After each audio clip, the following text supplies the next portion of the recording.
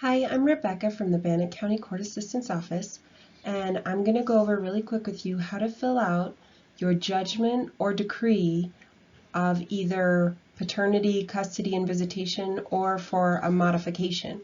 So this would be the judgment or decree in your Step 3 forms. When you pull it out, what you're going to do is you're going to also pull out your petition that you've already filed with all your Step 1 forms, and you're going to fill them out to match. So everything in your decree should match identically to what you put in your petition. Sometimes the wording is a little bit different. That's okay. If you read it carefully, you'll be able to figure out what it should match to. Sometimes people call me and say they've already filled this form out because it's so identical to the petition, they think it's another petition, but it's not. The difference is the petition was you asking the courts for what you wanted, and the decree is the courts awarding you what you asked for. So that's why they need to be filled out to match each other. So go ahead and fill out your decree completely.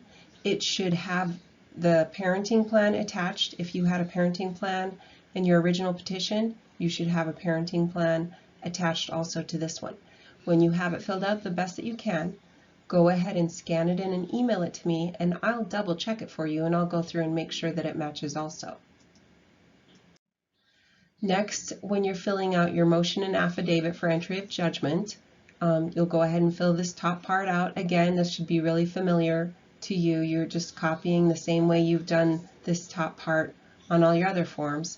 Then down here on paragraph 5, you need to identify whether the other party is in the service. So you'd either check this box and say that no, they're not, and then put down the reason why.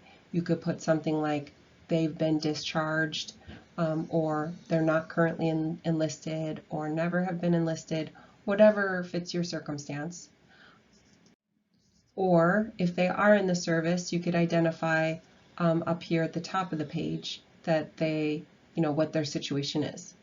Then here in paragraph 6, you'd put down the respondent's name and the address where the courts can mail their documentation after the case is finished, and then you're going to sign and date it. And that's what you're going to do for the motion and affidavit for entry of default.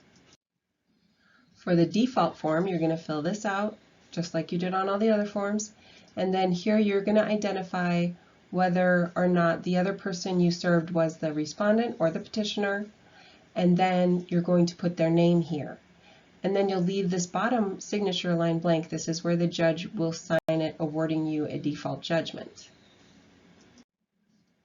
Then the child support order summary form is going to be the document that is sent to child support, letting them know what child support should be or what it should change to.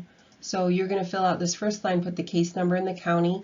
You'll leave the date of order line blank because we don't know what that date is yet until the judge orders it. The judge will put that. Here you're going to put the name of the party that's going to be paying child support and how much it's going to be paid, and you'll mark monthly. Next, you'll put the plaintiff's name and information here, then defendant and information here. And just so you know, plaintiff and petitioner are interchangeable, and defendant and respondent mean the same thing. They're interchangeable also. Down here, you're going to put the children's names, social security numbers, birth date, their information for the case. And then down here at the bottom, you'll put your name, that you are the one that completed this form, and the date. You can download a free forms packet in the links below this video.